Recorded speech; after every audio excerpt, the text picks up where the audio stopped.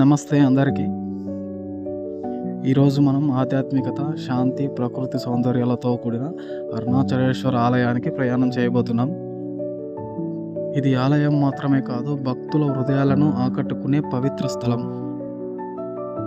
రండి, మీరు కూడా ఈ విశేషమైన ప్రయాణంలో చేరండి మాతో పాటు. ఈ అరుణాచల ఆలయం తమిళనాడులోని తిరువణామలై పట్టణంలో ఉంది. ఇది భగవాన్ మహాశివునికి అంకితం చేయబడ్డది.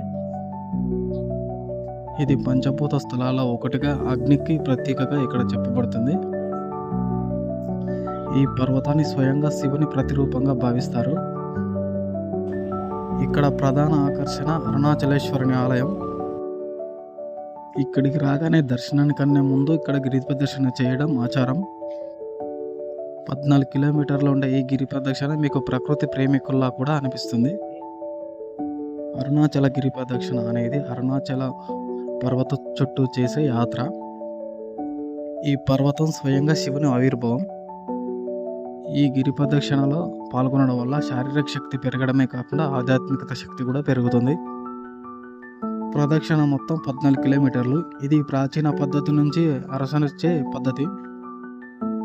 ఈ గిరి ప్రదక్షిణ మొదటి అరుణాచలేశ్వర ఆలయం నుంచి ప్రారంభమవుతుంది.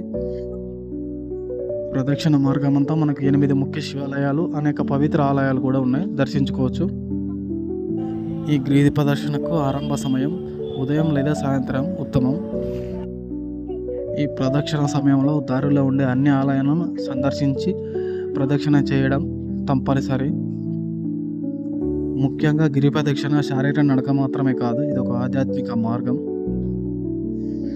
మార్గమంతా ఓం నమః శివాయ మంత్రాన్ని జపిస్తూ నడవడం, అక్కడ ప్రకృతి దృశ్యాలను చూస్తూ ఆస్వాదించడం ఒక ప్రత్యేక అనుభూతినిస్తుంది. ప్రదక్షిణలో కనిపించే శక్తి కేంద్రాలు, శివాలయాలు గాఢమైన శక్తిని కలిగి ఉంటాయి.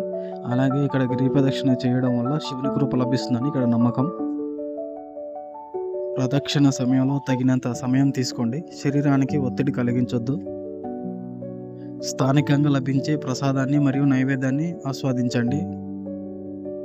ఇక్కడ ఆలయంలోకి ప్రవేశించినప్పుడు అక్కడ ఉండే శాంతి మీ మనసును మాయ చేస్తుంది. లోపల ఉండే ముఖ్యమైన లింగం మరియు ప్రత్యేక పూజా కార్యక్రమాలు ఇక్కడ భక్తులను విశేషంగా ఆకట్టుకుంటాయి. ఇక్కడ ఉండే ఈ మోక్ష మార్గం ద్వారా ప్రవేశించడం ద్వారా పునర్జన్మ ఉండదని నమ్ముతుంటారు. ముఖ్యంగా కార్తీక దీపం ఉత్సవ సమయంలో ఈ ఆలయం ఒక ఆధ్యాత్మిక జ్యోతి ప్రదేశంగా మారుతుంది. మీరు ఎప్పుడైనా అరుణాచలం ఆలయానికి వెళ్ళారా?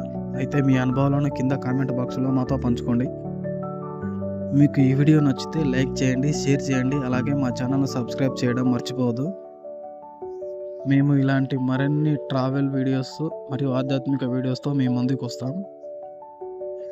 మళ్ళీ నెక్స్ట్ వీడియోలో కలుస్తాం. అంతవరకు ధన్యవాదాలు.